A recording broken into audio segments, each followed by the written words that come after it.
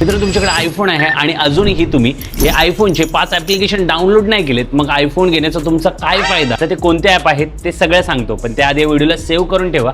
आणि 5th नंबरचा app तर माझा खूप फेवरेट आहे. नंबर 1 वॉलक्राफ्ट. ॲप स्टोअरमध्ये जा आणि या ॲपला डाउनलोड करा. या ॲपमध्ये तुम्हाला आयफोनसाठी प्रीमियम क्वालिटीचे वॉलपेपर मिळतील, जे तुम्ही फ्रीमध्ये यूज करू शकता. हा यामधले काही ॲप पेड आहेत, पण तुम्ही त्यांना इग्नोर करा.